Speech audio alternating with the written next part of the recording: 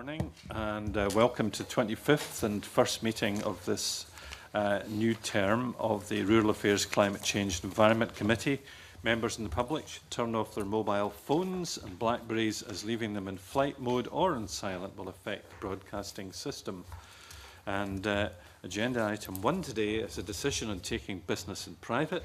This first item is for the committee to decide whether it will take items 4 and 5 in private. Item 4 is consideration of the committee's approach to scrutiny of the Scottish Government's draft budget, and item 5 is consideration of the committee's work programme. Are we agreed? Yes. We're agreed. Thank you very much. Then we'll proceed to agenda item 2. The Crown Estate. The second item is to take an evidence session with the Crown Estate. Now, very much welcome the panel led by Gareth Baird, the Scottish Commissioner. Good morning. Ronnie Quinn, who leads for Energy and Infrastructure in Scotland. Good morning. And Alan Laidlaw, who we met recently, some of us, at Glenlivet, in charge of rural and coastal portfolio issues in Scotland. Welcome to you. And I wonder if you had a short opening statement that you may wish to make, Mr. Baird. Thank you, Convener. We're absolutely delighted to be here again with you, and we're welcome the opportunity of an annual appearance with you. And I know some of you were up at Glenlivet through the summer. I hope very much that you enjoyed the visit there. It is an extraordinary part of Scotland.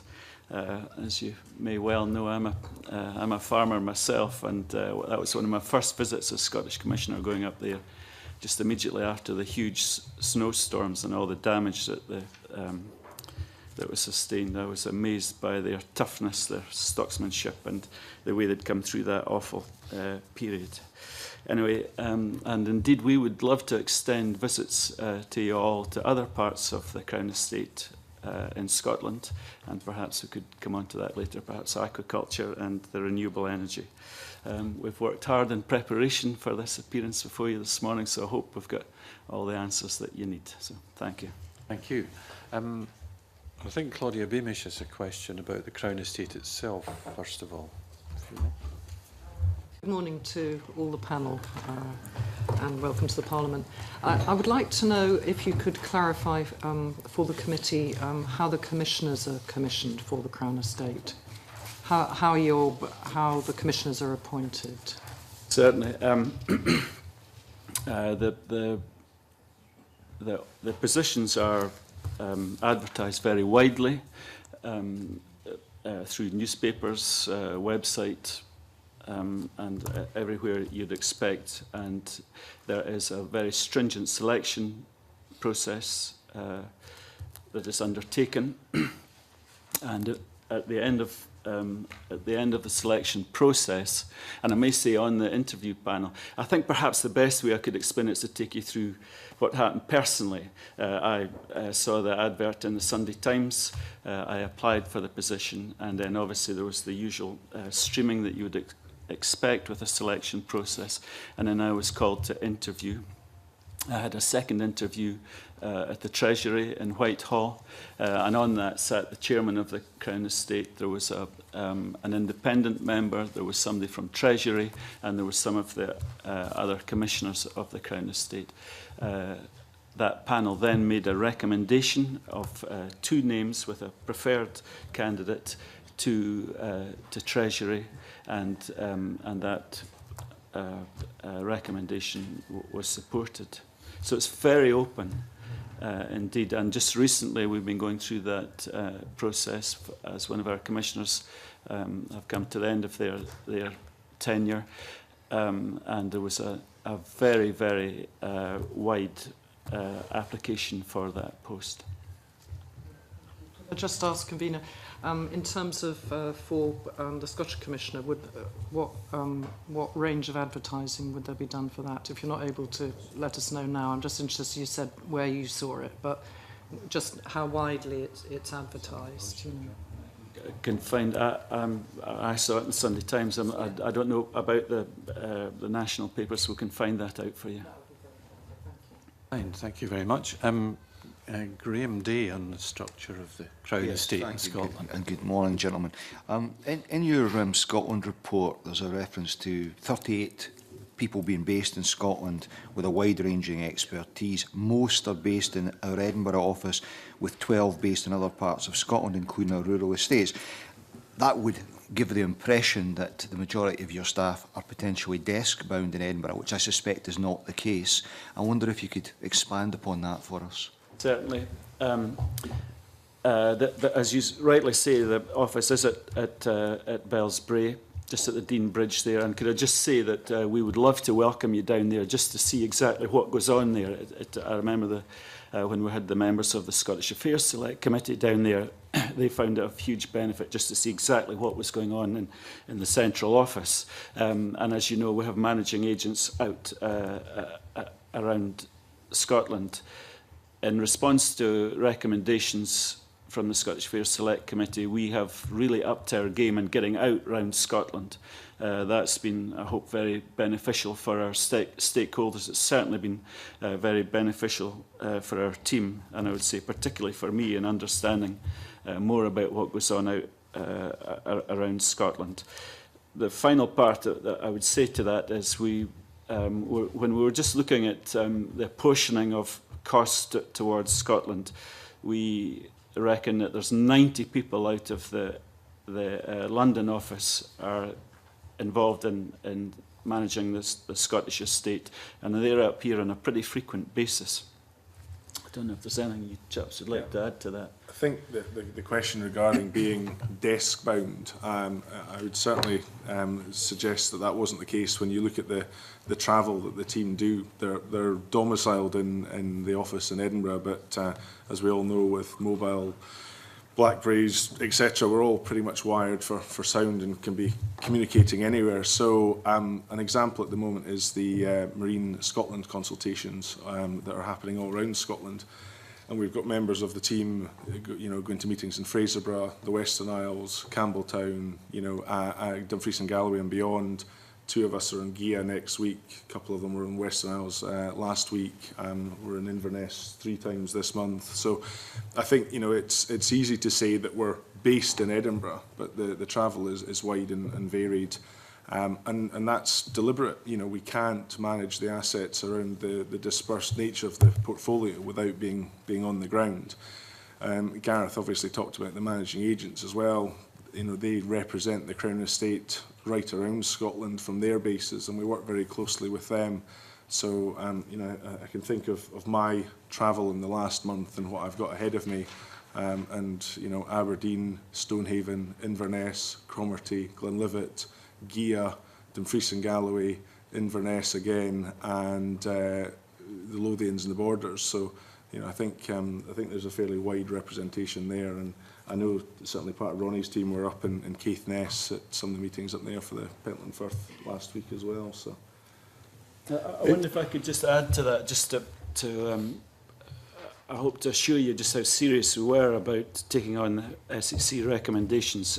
Over the last year, we've taken on 2 extra members of staff to help us coordinate getting out to the other areas of Scotland, and particularly to release these guys and other members of the team. I think that's been very successful in releasing them. So I hope we're, getting up to the bar on that.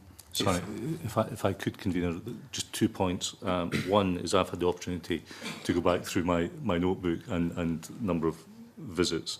In September alone, it would look as if I've ahead of me 4 trips to Inverness, 2 to Orkney, 1 to Glasgow, and those are the main ones. But the other point I wanted to make was that in addition to the staff based in Bellsbrae, there's quite a lot of people come up from London on a regular basis and work out of Bellsbrae as well. So the numbers in the report are those that are based wholly in Scotland, but there are additional people who come up from New Bellington Place. So can we just expand that? You're saying that up to 90 people come up from London to do what specifically? Well, there's a number of different aspects. IT support. We have GIS people coming up. We have some planning people coming up. We have some commercial people coming up, as well as, I'm glad to say, some of the directors come up on a regular basis. In fact, the director of the Energy and Infrastructure was up yesterday with some other managers. There's a whole number across the board come up to Edinburgh. So, can I just follow up on that as well, Convener? This is not a trick question, having asked the original question, but given the amount of travel that's being done by Crown Estate staff, has any thought been given to locating staff in other parts of the country in order to reduce carbon footprint, for example? Yes, there has been, and that's part of the outsource model that we use with managing agents. So we've got local people that are able to react and respond, because with the best will in the world, if something comes up, quickly in an emergency, being remote is not ideal. One of the challenges that we have is to make sure that we all know what's going on across the piece, because one of the great strengths that I think we can bring to a lot of the projects that we're involved in and a lot of the communities is experience from other parts of Scotland, and I think that's something that's very often welcomed. And so there is a central base, and in the same way that this group is gathered here in Edinburgh, despite representing the far corners of Scotland, I think it is a practical base, and we try and do as best we can about carbon and travel. A lot of our assets are in very remote areas, and let's not take the debate in the way of rural public transport and that side of things, because it is a lot of our sites are pretty challenged from that point of view. Thank you. On the organisational question, I think Jim Hume has a question for you just now. Yes, thank you very much, Convener, and good morning all. I would be interested in an announcement that was made a year or two ago regarding local decision making by Crown Estate. There was talks of having local community groups that would be able to influence Crown Estates in certain locales throughout Scotland. I was just wondering how the progress of that was, and the machinations of how these groups, if they are set up yet, are set up. If we could, that's going forward on a number of fronts. Firstly, if I take it from the top, as you'll be aware in the report, we've set up our management board in Scotland now, which meets 4 times a year. We have ongoing communication and engagement with the Scottish Liaison Group, which represents over 20 stakeholders.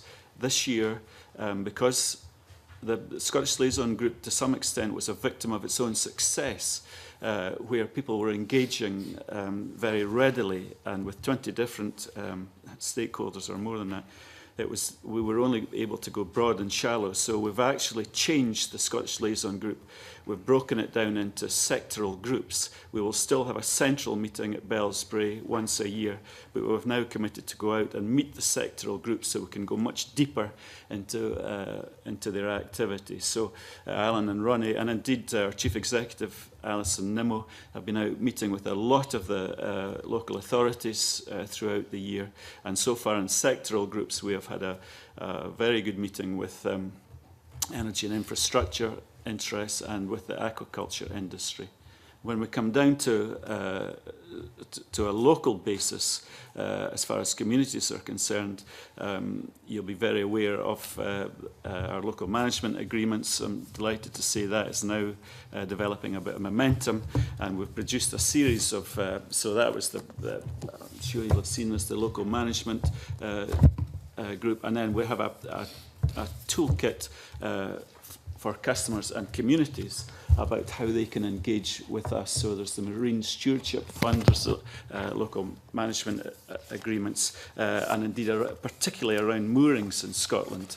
And whilst I suppose in the big picture you'd think local moorings were not a huge issue, I can assure you locally things can get pretty fired up around them. So if you like, that's trying to a picture from the top right down to local communities.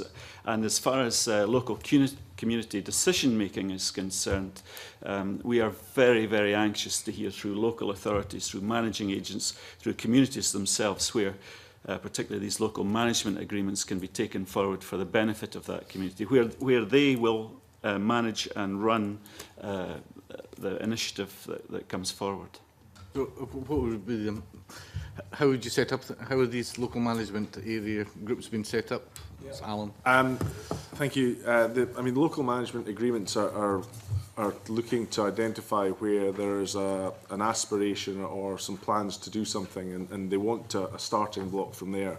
Because we all probably know of a circle is that you can't get funding until you've got an agreement, you can't get an agreement until you've got funding, and there can be a sort of merry-go-round until you can get a fixed point. So the LMAs were designed to be able to start that fixed point process and say, you know, without entering into significant cost or time burden, that you can start that discussion with us. And you know, if you're a properly constituted group, you can pretty quickly get you know, an agreement from us, and that can start the sort of funding process. Now, different organisations come in at different schemes. It might be we've got an idea, but we've not really developed it. That can start there, or we've actually got quite a developed idea. We've already applied for fisheries funding, for coastal communities funding, or for lottery funding. So it depends on which one's there. And one of the things we're very conscious of is we didn't want these to be a one-size-fits-all approach, because each community organisation, community council, community landowner would be different. So in terms of the first starting process, it could be relatively organic, or it could be actually that we go out and say, there's a number of issues in this area. And that quite often happens is with moorings, is that you'll have different interests in a bay, and they'll say, well, hang on a second, we've got 4 different separate interests across the piece. How can we get you together to help do that? And I can think of one group that we're working with at the moment on that basis, and we're actually putting some funding in to help them develop their plans. They have, I think there's a really good workable proposal there. They've got aspirations to take over an asset from the local authority, so to transfer the management of that into their hands. But let's say there's a number of different interests within the community. And so what we've offered is to help fund a little bit of work there to draw that together with a view to creating that opportunity a little bit quicker. That's useful, thanks. Claudia Beamish. Thank you, Kavina. Just following up on that, could I ask whether the minutes of these meetings are publicly available, and if so, in what form they are? The minutes of the initial meetings will depend on, again, if it's a community council meeting and it's an agenda item, they will be. Some of these meetings are slightly more sort of mediations, perhaps, because you might have different parts of the community coming together, and as elected members, you'll all be familiar with that meeting, which they wouldn't always be formally minuted in that way. They tend to have action points to say, you know, we've agreed that the Crown Estate will give us an LMA, and we'll go ahead from there. I think the initial sort of organic discussions tend to be relatively informal, and there might be 1 or 2 people who want to start that discussion before going forward to the next phase. But as I say, if there was a community council meeting, those would be minuted by the community council rather than by us. So could you just explain where those are available if, say, committee members or members of the public wanted to look at those?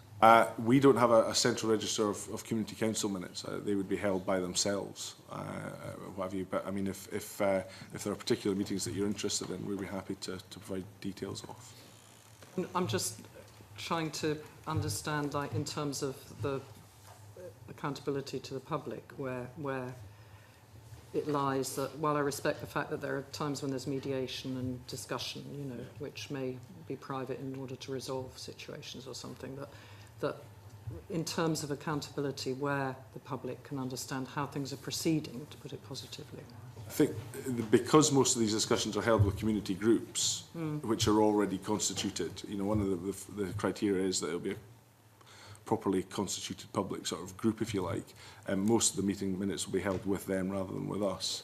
Thank you. And just briefly, convener, in terms of the, going on really from Jim Hume's question as well, but in terms of the criteria for yourselves as the Crown Estates in Scotland, I see that, correct me if I'm wrong, but I think that in 2012-13 that from Scotland 13.7 million was paid into Her Majesty's Treasury, and I understand that 9.6 million was invested in Scotland. Now, if I've got that wrong, I'm sorry.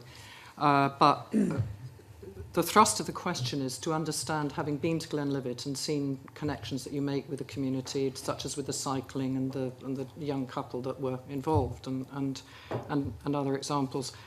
I'm trying to understand where the criteria are for yourselves, if these exist, in terms of it being a business that has to put profits back into Her Majesty's Treasury, and issues around is this always the criteria? Is the profit, and if not, how do you judge where to take things forward in terms of, say, sustainable development or community involvement? I think if I can start and you know, that piece, if you look at how do we invest our funds, we agree an investment strategy as to the areas that we're looking to invest in, and those will be areas that we believe there are opportunities and probably opportunities for growth, and that there's a robust, you know, investment rationale behind the overall business.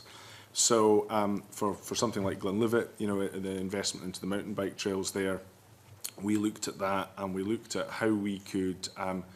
One of the main drivers for that, as we discussed, was about the challenge that Tom and Tell was feeling, and what we could do as an owner in that area. So the investment that we made, we had to make sure it was a commercial return. So, you know, under the 1961 Crown Estate Act, we have to deliver that best value. But it doesn't ignore good estate management. The Act actually says that we have to have with regard to good estate management. So the investment that we've done there will give us a commercial return. We've managed to lever in European funding, high funding, park funding, and Murray Council funding, and that's helped that return be evident. Because I think if it hadn't been for match funding, it would have been very challenging. But the wider piece of that, and at the end of all of our investment proposals that we look at the positive impact for people, communities, and that side of things. And you know, that investment is an opportunity to actually put something in that area that will benefit our other businesses on the estate, so accommodation providers, diversified farmers who have holiday cottages or are wanting to offer agri-tourism and that side of things. And that's, I suppose, a non-financial element that's included in the investment decision. And we would try and make sure that we're making a difference to all of those side of things. And we produced a total contribution report this year that tries to look in an integrated sort of reporting fashion at saying, you know, this is what the benefits of the Crown Estate's actions in the wider sense are. Now, that can be pretty challenging in terms of valuation and quantification, because most times people want to, you know, get natural capital into pounds, shillings, and pence, which is not easy. But I think you know, we're trying to make sure that we are commercial while having regard to good management and the wider benefits that we can bring. A number of points to dig into here on what was already said, and before we moved on to the second part of the question, which Claudia Beamish asked about. But on the last point, first, while it's fresh, can we have Nigel Dawn first? Thank you. Then Alec Ferguson, and then Dick Lyle. Forgive me, what I think I heard you say was that you want to be commercial, but you're also looking at the community benefits.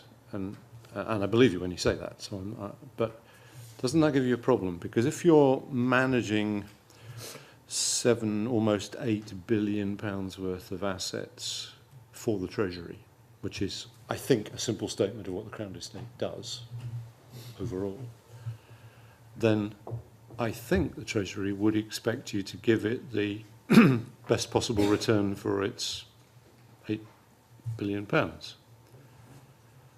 How on earth, given that you could invest that straightforwardly in property,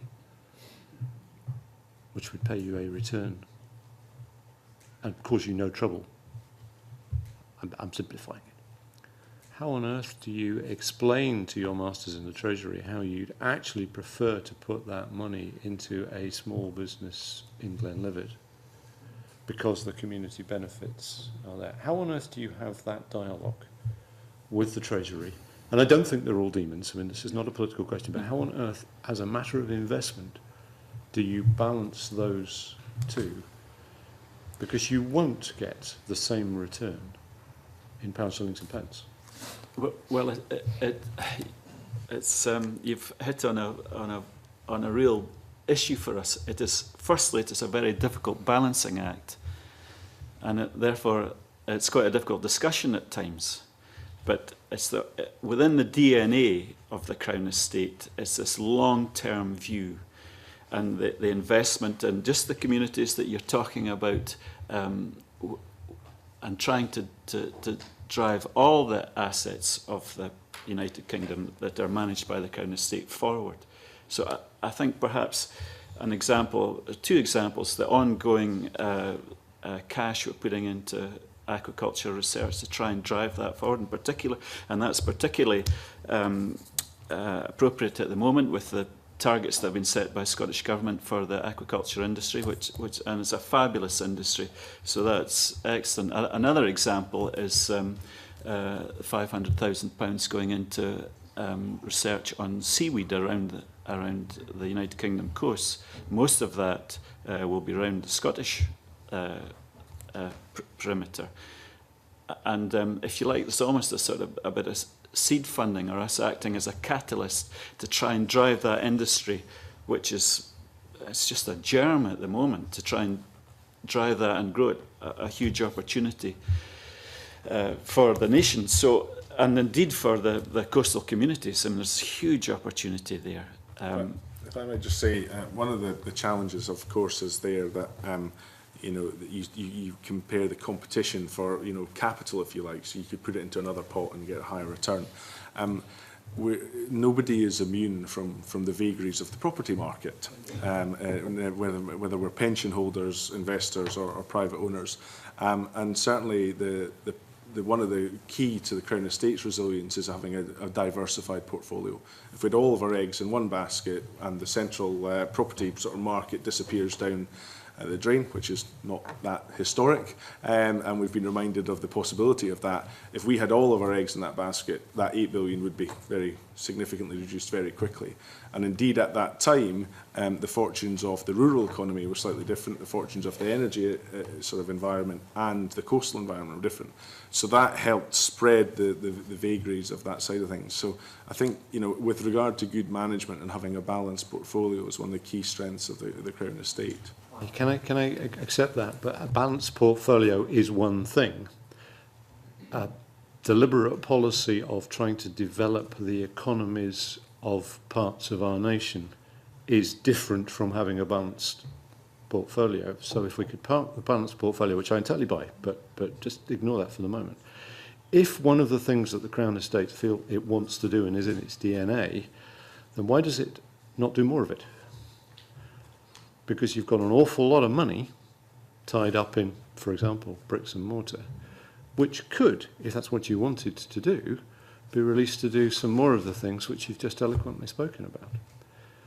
Actually, you don't do very many of them, in money terms. That's a fair point. It's all around this balancing act that we'll have to do. I'm sure you know that the Crown Estate's not allowed to borrow money at all, so we've got to have, if you like, a base load there that's producing good revenue to allow us to go out and perhaps be a catalyst. And it's an ongoing balance that we have to address, and there are discussions depending on people's views on either side. You've got to go out and make more cash, or you've got to act in an innovative fashion around perhaps the lesser yielding assets that the Crown Estate manages. There's one more, please, Convener. Is that a discussion you have internally, or is that a discussion you have with the Treasury? If I could, Convener, we are set targets by Treasury for both income and capital, and those are set on an annual basis, and we have to do our best to meet those. Right, so the level of innovation, and that's the word I think you've used, that you can bring to bear depends on your plan as to how you're going to be able to meet those those targets. Yeah. Yeah, thank you. Is the Crown Estate subject to FOI? Yes. Thank you. Alec Ferguson? I was wanting to go back a step, Convener, if I may, from the sort of first, no, well, not really, it's the first part of Claudia's question was about local management agreements, which I'm interested in because I like the idea, if I've picked this up, that they very much envelop a bottom-up approach in that any individual stakeholder, if necessary, or group of stakeholders can come to you and say, this is our proposal, and that you will work with them to try to bring that about.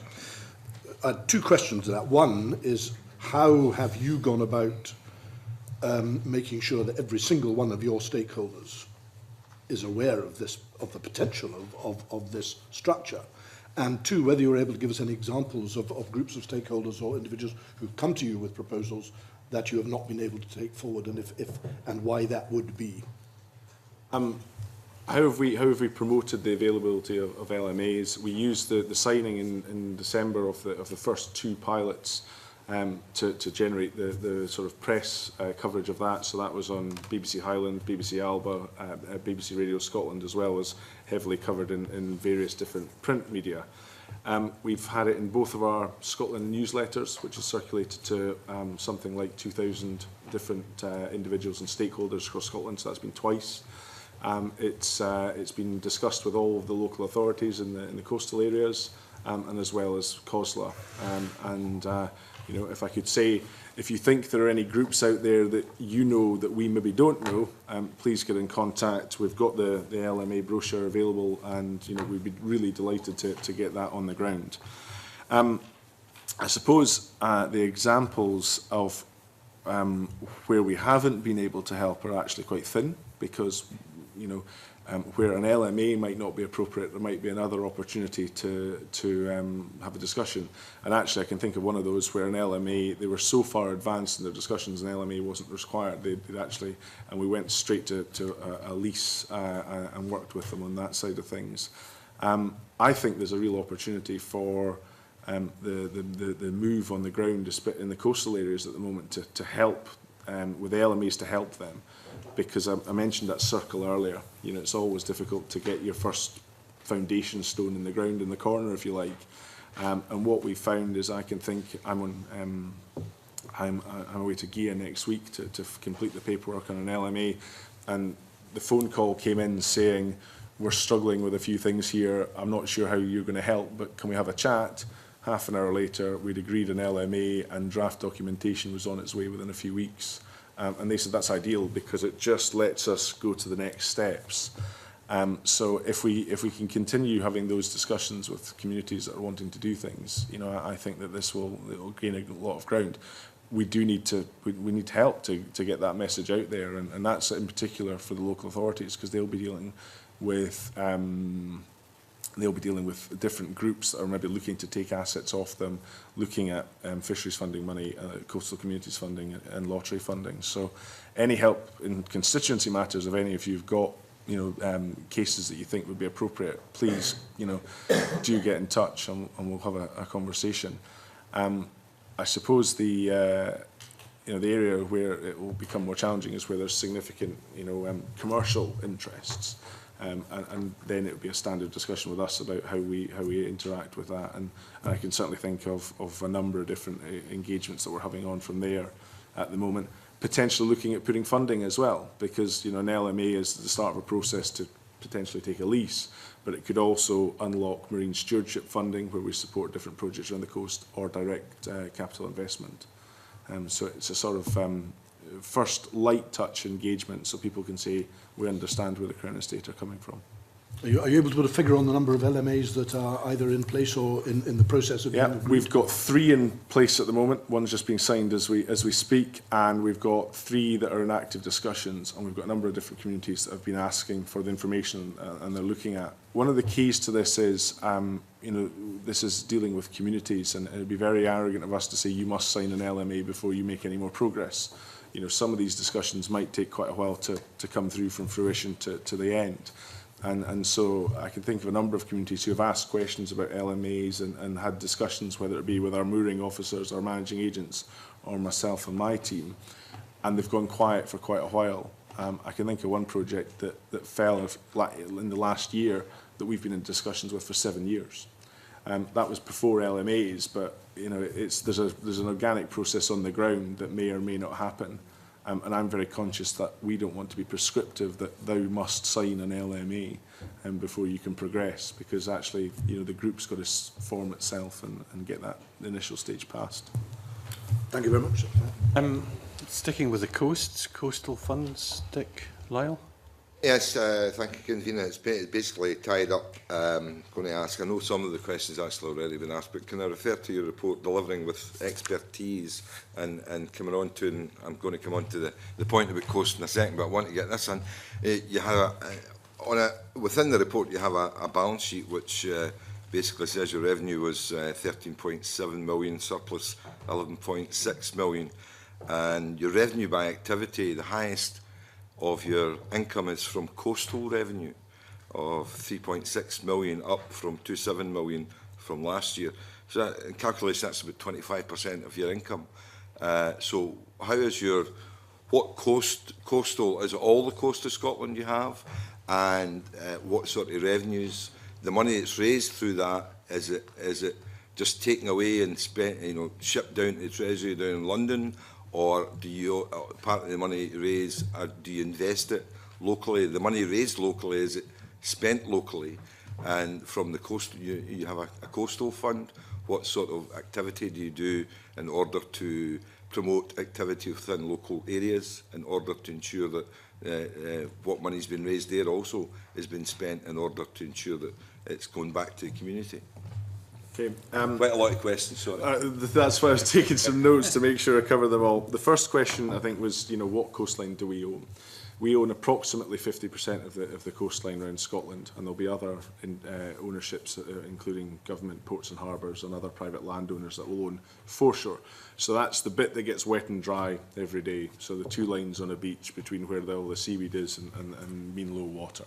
But we do have our seabed interests beyond low water, out to 12 nautical miles. So approximately half the coastline of Scotland, which is still a lot.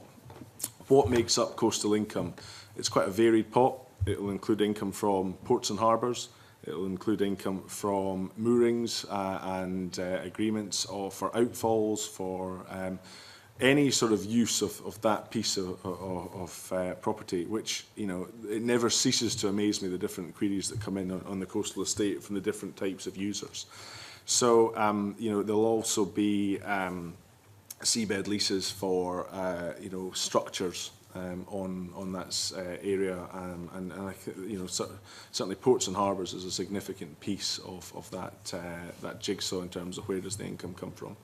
In terms of the revenue raised, you know, the Coastal Communities Fund, which I think you touched on there, is a fund that's administered in Scotland through Big Lottery, and that is administered from London. It's not actually something that we're in control of, but that money, you know, does come back to Scotland from our marine interests to go into schemes that may unlock community, and I think, you know, one of the main objectives, of the Coastal Communities Fund is about enabling economic activity and growth. But as I must stress, that isn't administered by us, so that's something that comes back into Big Lottery, back into Scotland. But, you know, we're looking to increase that opportunity by investment. So some of the discussions that we're having at the moment are about different coastal asset managers and users that want to do more activity, and whether or not we can unlock those. An example that I can think of, which sadly hasn't come to fruition, was the Oban Bay project, which we had been a long-term supporter of with a funding line of capital available for that project. Unfortunately, it's not progressed. But those are the sort of things that we want to invest in to grow that opportunity. And long-term, that will increase the scale of the Coastal Community Fund, albeit not directly. So basically the point I was trying to get at, and you just confirmed, money that's raised from coastal activity in Scotland and all that, shipped down to London, but money, if you want to have projects done locally, or the money put back into that community, that's actually dealt with also from London, so you have no control at all. No, no. If the Coastal Communities Fund is administered by Big Lottery in Scotland, but it's not something that we're in control with. In terms of investments on our side of things, if we are, I'm responsible for looking at investments around the coastal and rural estates and identifying where those meet our investment criteria.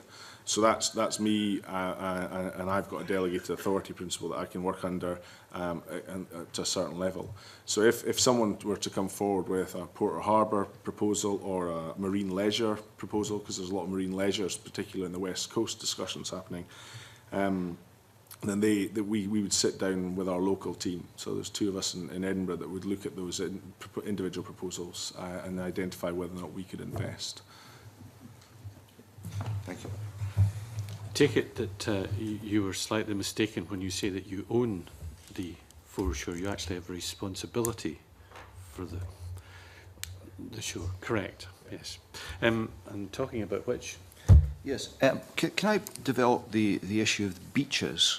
I think most of the members around this table represent constituencies and regions that would have beaches. You would have responsibility for a sizable number of beaches in Scotland? We don't have responsibility for, it depends what you mean in terms of responsibility for management. Management, there's a public right of access to beaches in Scotland. And beaches tend to be managed by local authorities or other organisations. Well, that's what I was wanting to explore, because it's just to clarify the relationship here, because in terms of removing litter and protecting the condition of the beaches, that seems to fall to local authorities and interest groups to do.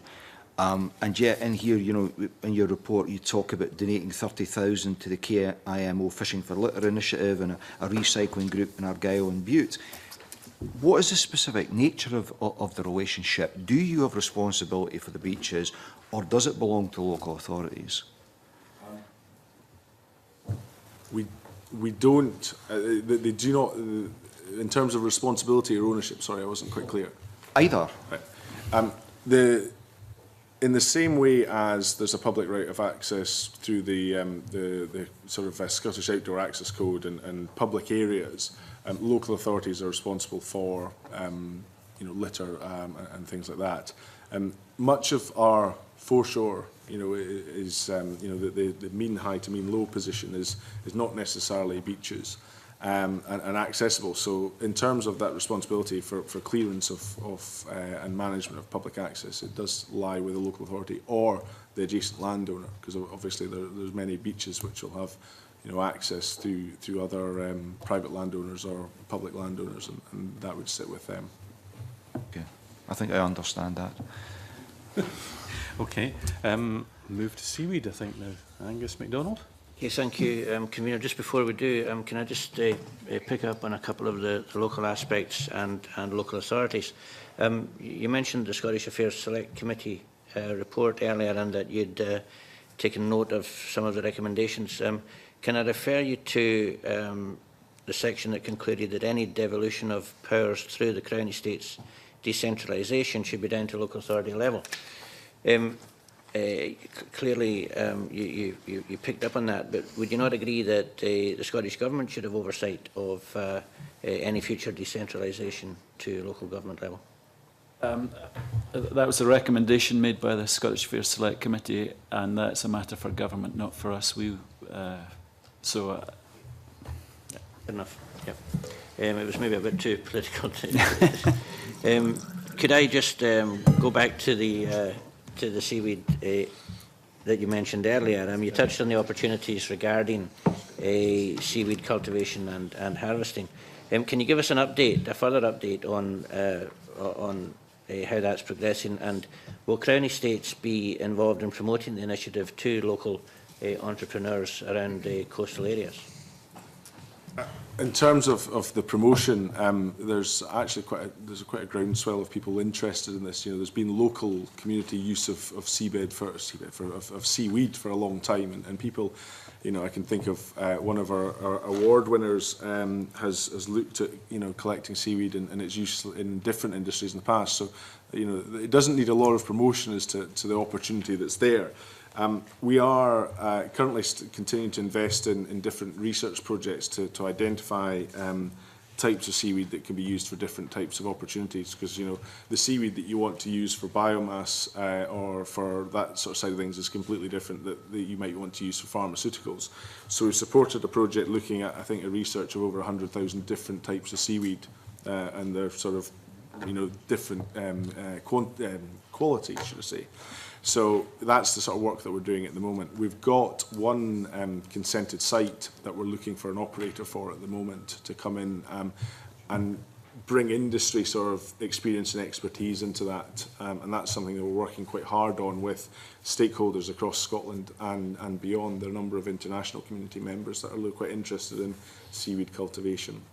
So we've got a site at the moment that's been approved through the regulated side of things that's available there, and we're working very hard to try and get that taken up at the moment. Where is the site that you've identified? It's off the west coast, just north of Oban. It's about a 3-hectare site up there that's been identified as a suitable location, that's not too exposed, it's accessible and things like that. And we're in discussions with the SAMS Research Centre and things like that as to who might be an appropriate way to bring that forward. But really keen to bring industry into that, because there's no point in research and public bodies sort of going too far down that line without the backing of industry. So that's where we're at the moment. Okay. Certainly good to hear that it's moving forward at a pace. Thank you. Is it on the same subject, Claudia Beamish?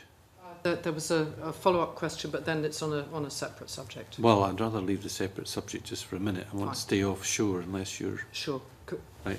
So staying offshore where the seaweed's farmed. The questions I have to ask are about the formula that you use for gathering revenues for offshore wind and tidal projects. Can you explain some of these, please? Thank you, Convener. Yes. There's no one answer and there's no simple answer, I'm afraid, but we'll go through a number of those. In respect of round 3 sites, in particular,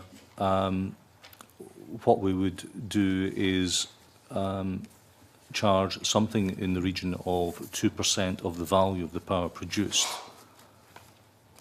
per megawatt hour, and that would be charged on an annual basis, collected twice yearly at this point in time. For non-round 3 projects where the commercials are slightly different, the value is a bit lower than that. For wave and tidal, again, it's based on a fee per megawatt hour, but that's reduced for the first 5 years of by 50% for the first 5 years when the plant becomes operational, and that's to take account of availability issues on wave and tidal devices. So as I say, there's no simple answer to that. There's a number of different models and schemes that depend on both the round and the type of technology.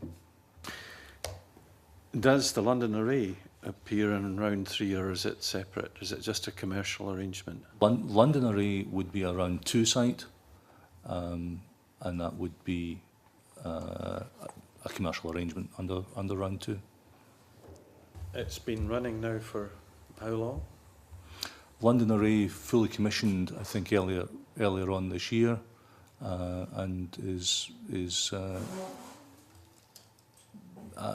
providing good availability numbers and good wind numbers. We're seeing that as the offshore wind industry matures. People are getting better, the machines are becoming more efficient, and that's paying dividends in the availability of the machines, but also in their productivity. So will we be able to find a figure in your accounts for the income from the London Array for the current financial year? For individual sites, no, they would normally be covered under confidentiality. I mean, there are commercial agreements that we have with individual developers and individual generators, so they would normally be covered by confidentiality. We will, and we do in our UK reports, publish what the aggregate figure for renewables is. But if you then have a figure for commercials in round 2, which is slightly different from the round 3 figure, how can we find out what that is? If I perhaps, if I give you an example, that might help. If we're talking about a round 3 site, if we're saying that, and let's, for argument's sake, use 2020 projected values for 1,000 megawatts of installed capacity, we would expect to receive by 2020 something in the region of 7.6 million per annum. For a round 2 site, something in the region of 4.3 million, again based on 2020 numbers. When the round 3s become available, will we be able to see these figures for Scotland's production? We'll certainly see them as part of the Scotland report. We'll see there is a line at present for revenues for renewables, and there will certainly be incorporated the round 3 sites within Scotland, as well as the other STW sites, will certainly be incorporated in that line. So what was the basis of the calculation that you decided, for example, in the case of round 3, that it would be 2% of the value of the power produced in megawatt hours? It's a commercial discussion, debate that balances off the risk with our investment. For example, in round 3, we're investing over £100 million in that programme directly. So there's a balance of risk and return. I think it was important to understand this because clearly what's happened in round 3 is that you've sought to maximise the income by encouraging large schemes. We're trying to have a realistic return on the investment. I mean, bearing in mind that we have had no return on round 3 sites at present. We have already paid out quite a considerable sum of money in round 3, so we're investing heavily in round 3 with a view to making a return in due course. So there is that commerciality that's been discussed earlier on, and you know that's central to the thinking process there. I'm quite interested to know overall about the agreement in the Treasury and the Crown Estate to support 15% of the profits in the direction of supporting the expenses of the royal family. Do you expect that to change if the income increases? Convener, that's a matter for government and not for us at all. Okay. I wonder, could I just add to some of the comments that Ronnie made, but particularly in relation to your last but one question. Our job is to maximise the use and return from the nation's assets, one of which being the marine estate. And coming back to an earlier question just about communities, this Coastal Community Fund is 50% of the gross revenue surplus of the, gross surplus of the marine estate, not the net surplus. This is going to be, once the UK waters, the renewable energy installations in UK waters get going, this is going to be an absolutely colossal sum every year. And I look forward to our communities right round the coast of the United Kingdom deriving enormous benefit from that. It will be a huge sum. Okay. That's very useful to know. Thanks very much. We move back onto the land now. Claudia Beamish. Thank you, Convener. Could I just briefly take you back, please, Alan, to a remark you made in answer to an earlier question about your investment criteria for the Crown Estate. Is that actually written down somewhere where the committee can see what the investment criteria are? I mean, I know we've discussed the balance and the responsibilities, but is that actually written down in a form that we could look at? We set our investment criteria each year against the market to say. So there's a fluctuation in terms of what the interests happen. And certainly we've got we could give you an outline of what that is, because obviously there's some sensitivities in there in terms of commerciality of certain assets and in particular areas that we're going to invest in. But I think we could give a summary of that investment criteria to show the sort of things that we're looking to do.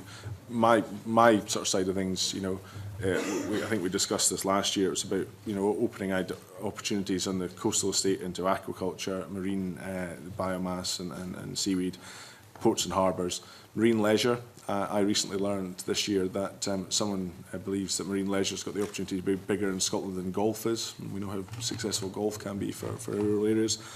So I want to see that grow. And also on the rural side of things, it's diversification into tourism and making sure we've got those sort of opportunities identified and that we can react to them. But we could give you a sort of summary of those if that would help. Thank you. Just before you come on to the other bit, there's two questions that arise from that. Dick, Lyle, first of all, and then Nigel. Very briefly, Convener, thank you for letting me back in. The point you made, Gareth, there, that this is going to be tremendous renewables, the investment that you've made and the income it's going to, over the next number of years, and government policy, which is Scottish Government's policy, which is driving that. What monies that you're raising, the income is going to be, what money is going to be spent, or what percent is going to be spent locally to the local people that's possibly affected, if possible? Under the current schemes, it's 50%. So 50% of our marine surplus under the current arrangement is sent back to the Coastal Communities Fund for the big lottery to administer. And that'll be invested locally in the areas that people are see the turbines maybe a couple of miles off their coast. It would be for the coast. It would be for big lottery to award that funding. To award to different areas. We don't have control over that. Thank you. Okay. And Nigel, Don, that's a question. Yes, indeed. Thank you, Convener. I'm just wondering if I could take you back to page 9 of the accounts and the property value, which is the third line down, which has subscripts 1 and 2. 1, which tells me that it excludes properties held within joint ventures which hold property UK-wide and cannot be disaggregated. With the greatest respect, they can always be disaggregated. They can. Why aren't they? Please. There's no possibility that you don't know where a property is. There's no possibility that you cannot have separate columns in the cash book. We know exactly where it is. That line relates to the Fort Kinnaird property, and it's the structure that it sits within, the JV structure that it sits within. That it's not possible to be disaggregated from. Why? Would not an accountant suggest to you that if you could not, and I still don't really believe it, disaggregate the numbers, you should at least be able to provide a sensible professional estimate? My understanding, and I confess I'm not an accountant, but my understanding is that under the accounting rules, it has to be going to the main accounts, and a disaggregation could be arbitrary and perhaps misleading, and wouldn't be auditable for inclusion in these numbers here. Okay, I'm afraid I can't go. I don't know.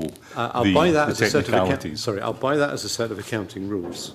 Okay, but it doesn't alter the fact there'll be an estimate in there somewhere, which could be in the footnotes, even if it's not auditable.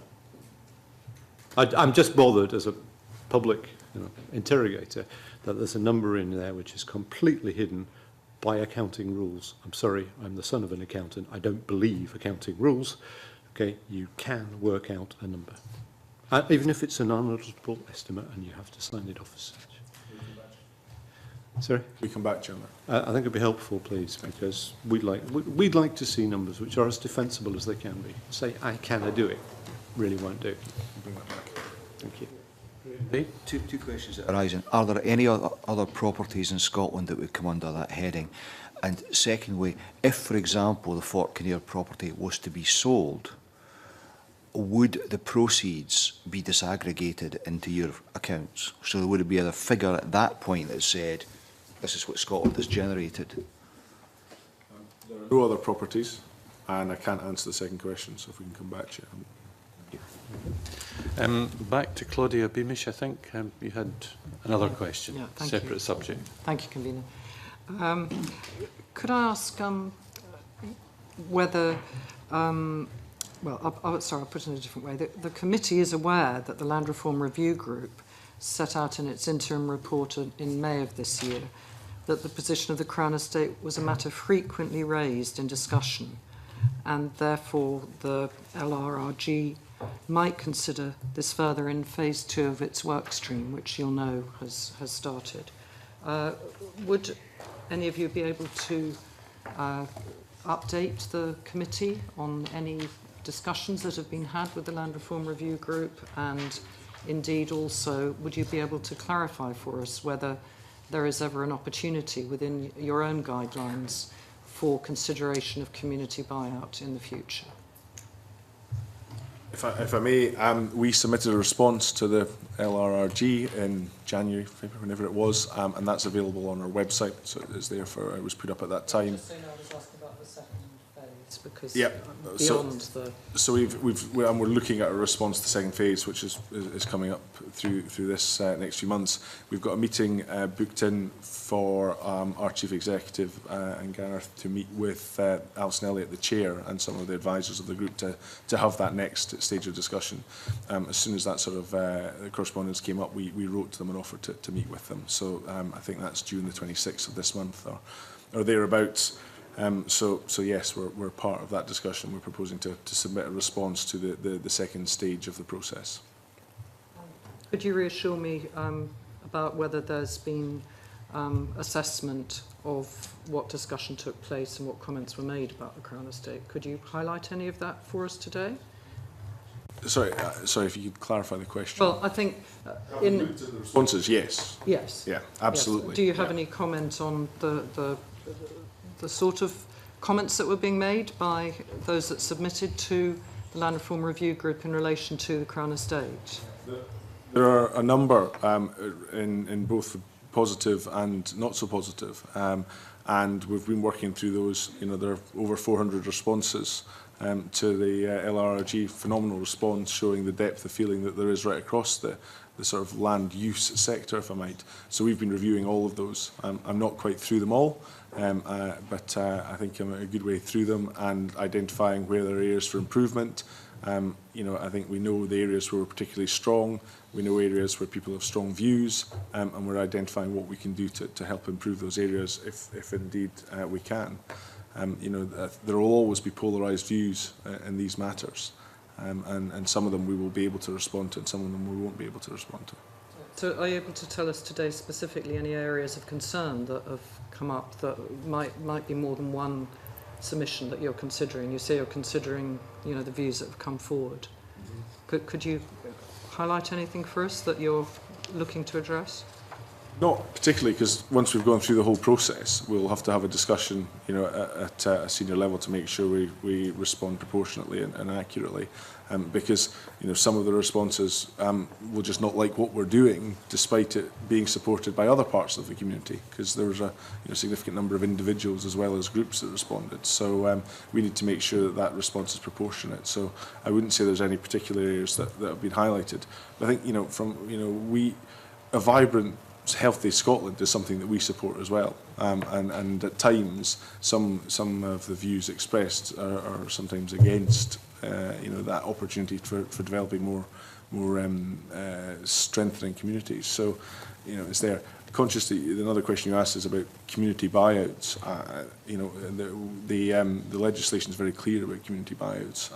There haven't been any registered, you know, in terms of our rural interests. We have had discussions with some community ownership bodies about foreshore interests, whether that be through adverse possession and through regulating leases or indeed LMAs. But there haven't been any registrations of community buyouts for Crown Estate interests. I'm obviously aware of what, to some degree anyway, what the legislation details, but I'm wondering from the perspective of the Crown Estates whether there's anything preventing something going forward. Tom? Okay. I wonder if Mr Baird could give us an idea about the priorities for Scotland for the Crown Estate in the next 5 years, 10 years. Well, I can genuinely say that our whole board of commissioners, the executive board, in particular, team in Edinburgh, just want to drive Scottish interests forward as hard as we possibly can. That sounds a very overarching response, but I can promise you that's absolutely true. And in particular in line with Scottish Government targets. We've already mentioned aquaculture, and there's stringent targets being set there. We very much hope we can help the industry and local authorities to get through all the hurdles there to increase production. Hopefully our help in funding research throughout a whole lot of areas in Scotland will help, and obviously a huge amount of attention on energy and infrastructure this now, and what's a very nascent industry. And Ronnie referred to you know, the difficulties of getting this kit in the water. Just recently, more than half our board, along with our energy and infrastructure, were up in Orkney looking at particularly at wave and tidal developments. And the amount of, you know, as a land-based person, the amount of innovation, energy, human energy, and not least investment required for that industry is just absolutely mind-boggling. And it's going to be a long and perhaps tortuous trail to develop all this opportunity. Coming back to the huge business opportunity that's there that we discussed earlier for all the people of Scotland, and indeed all the people of the United Kingdom. We're, you know, we're pushing Scotland as hard as we possibly can to get across these hurdles. If I could, Convener, give some specifics in respect of energy and infrastructure. In offshore wind, the immediate push and interest is in having some of the commercial offshore wind farms consented this financial year, and we're working with the developers to move that forward. Looking a little bit further ahead, we have reshaped our team so that we're now putting more emphasis on the delivery side of that, so that we're going to be working with developers in getting from the point of consent through to the point of deployment and getting up to financial close. So we're putting a lot more effort into that, because that's the phase that the offshore wind industry, in respect of those sites, is at. On the wave and tidal side, the goal is to accelerate deployment of first arrays, and that's a fairly brutal one. In addition, and to help facilitate that, in January this year we announced £20 million of funding to go to up to 2 projects for who intend to deploy in those first arrays. But we do anticipate that we will still be a minority holding in those in that investment. So on the wave and tidal front, that's a big push. We're also putting a lot more effort into testing and demonstration, both of offshore wind and wave and tidal.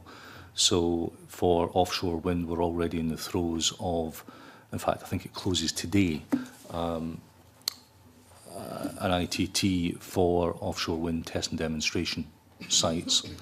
And for wave and tidal, later on this month, we'll be announcing new wave and tidal test and demonstration leasing, and that we believe is quite innovative.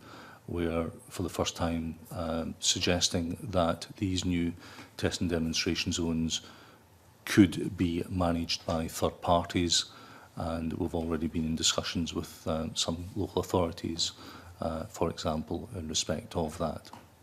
So on the energy infrastructure side, it's not going to be a quiet. It's not going to be a quiet time.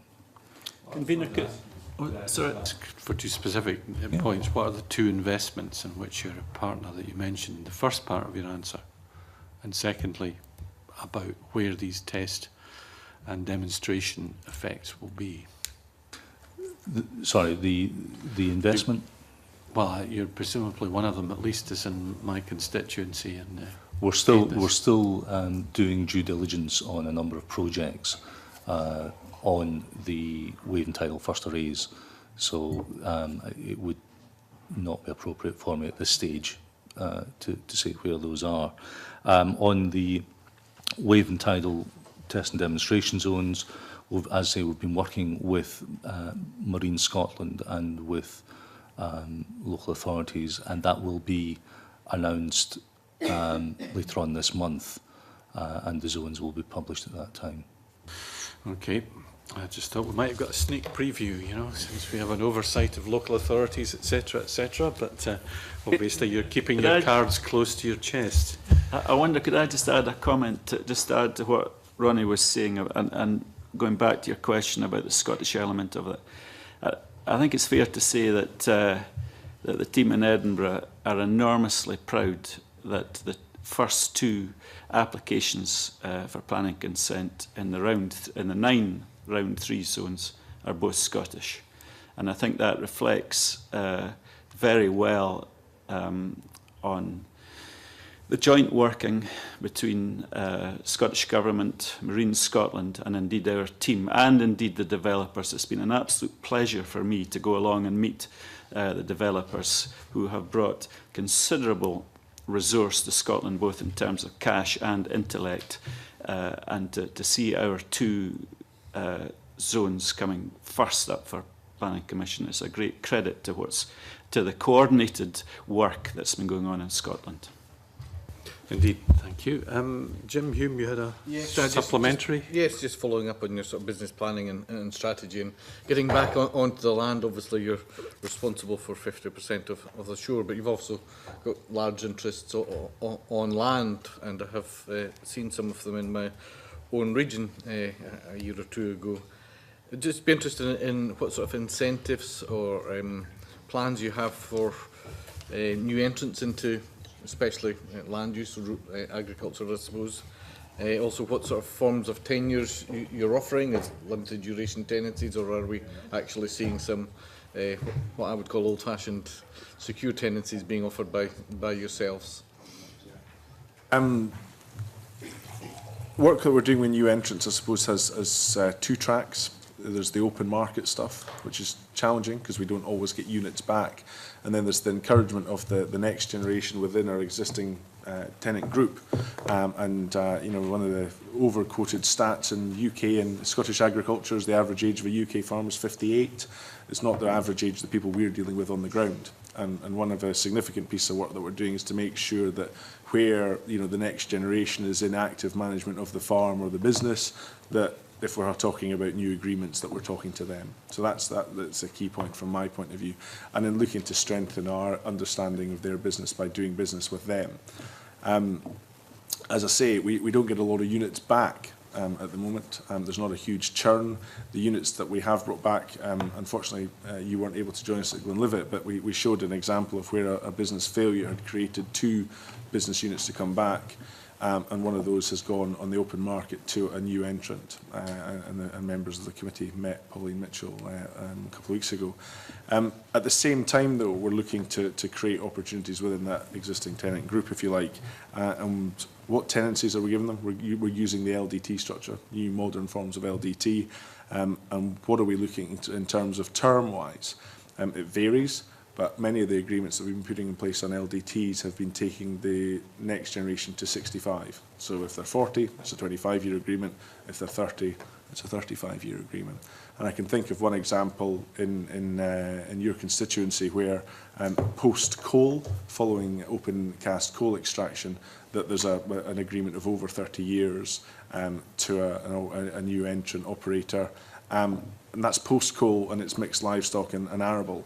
And it wants to be a long-term agreement because he's going to have to work really hard to get, you know, ex-open cast ground into production. So we've identified a good young operator. We've identified a structure that works for both of us. And hopefully that means he can go forward with really good long-term plans and make use of SRDP when it comes out of the shadows in the next couple of years to really invest in that holding. And to get that investment back, some of the group met one of our tenants at Glenlivet who said, you know, in a livestock unit, his agreement's 15 years in a livestock unit. It's when the first LDTs to be open marketed in Scotland. His view was 5 years to get it right, 5 years to make it work, and then in 5 years to enjoy it and invest for the next opportunity. So, thanks for that. And just to clarify as well, I maybe should know this already, but are part of the lands that you're responsible for in hand managed, or is it a case of letting everything? Farmland-wise, it's let. Forestry-wise is in hand managed, and yeah, sort of wildlife recreation, public recreation side of things like that. But you know, of the productive agricultural land, it's let, and it's not let on annual cropping licences. The vast majority of it's under secure tenancies. Thanks. I'd like to thank you for your useful answers to our questions, which prompts us to explore further the work of the Crown Estate in future. It's been quite enlightening this time, I have to say, compared to the last time you were here. I think perhaps because of the focused questions which we began to formulate, which is very helpful. I'd like to thank you very much for your contributions. I wonder whether the overall Chief Executive of the Crown Estate from London might be interested to come along and join us and join you, Mr. Baird, with your team at some point in the future, because I think that might be kind of useful at this stage for us politically to understand the relationship. I leave you with that thought, but thank you very much for your attendance and your involvement. Okay? Well, Convener, thank you very much for welcoming us today. As I say, we are very eager to anticipate with as much communication with government as we can, and I will certainly put that to our Chief Executive. She's up in Scotland a lot. Indeed, we've got a two-day board meeting here later this month with a reception, which I hope you've all had invitations to, across at Dynamic Earth on the 25th of September. We'd love to see you there, where we can explain even more about what the Crown Estate's doing for Scotland. So thank you for welcoming us. Thank you. And we would love to see you at Bellsbrae at any time. Any of you individually or collectively would like to come, and indeed any of the other assets that we manage in Scotland. Thank you. I end item 2. We'll have a short break and then we'll come back in public to item 3 on the agenda. Thank you.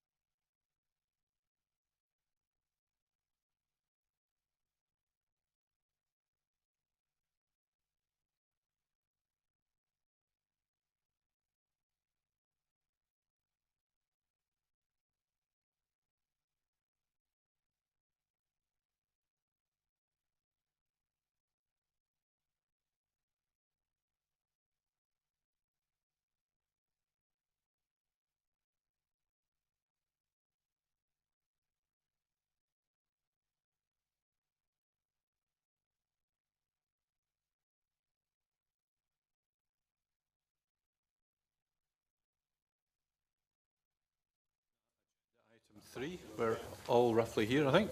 Good, let's restart. Third item is to consider two petitions. PE 1386 by Richard Munday on behalf of the Torridon Nephrops Management Group on the establishment of further static gear only, inshore fishing. At its meeting on Wednesday the 12th June, the committee agreed to keep PE 1386 open and wrote to the petitioner seeking his views on the formation information provided to the committee by the Scottish Government. And you have that in front of you. And we have the response from Mr Munday, who seems happy with the fact that the Scottish Government is bearing this in mind, if not actually immediately answering the questions about the local management. But undoubtedly that will occur with the inshore fisheries group and so on, and it may be rather an interesting test case. So I think we should just close the petition and keep a watching brief on the subject, if we're agreed to that. Okay. Unless there's any other comments about it, no? Okay, PE 1450 by James A Mackie on the environmental and genetic impact on natural stocks of sea and brown trout by stocking rivers with farmed brown trout and hatchery reared Atlantic salmon. We agreed to keep the petition open and to seek the views on the petition from the Scottish Government. You have these views in front of you. Does anyone have a comment about this petition and what we should do with it?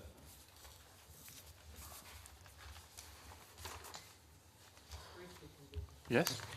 Just as a sea trout champion, I do feel it's important to protect this species along with brown trout.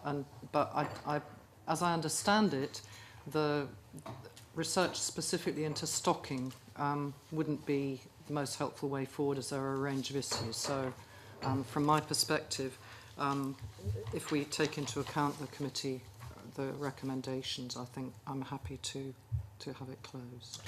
So are we agreed that we should close the petition on the grounds that the Scottish Government has set out why it has no plans to undertake the specific research identified in the petition, but in so doing the committee may wish to highlight its intention to scrutinise the Scottish Government's future review of salmon and freshwater fisheries? Well, I think that will crop up in our own work. Good, thank you very much. In that case, we agree to move into item 4 in private. And at our next meeting on Wednesday, 18 September, the committee will take evidence from the Cabinet Secretary on agricultural issues and from the Minister on RASI sporting right leases, and will begin at a slightly earlier time of 9:30 AM. So we should now be in private.